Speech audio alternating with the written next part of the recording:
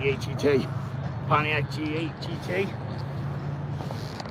Doing a little YouTube live stream video on this cars. Oh, nice.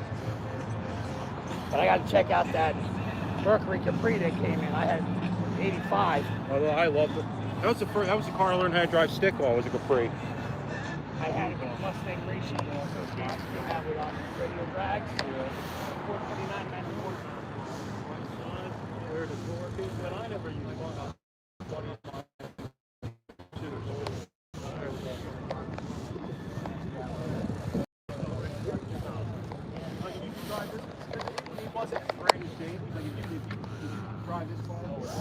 You can drive this stick shift in this car, you'll be good. I'm like, yeah.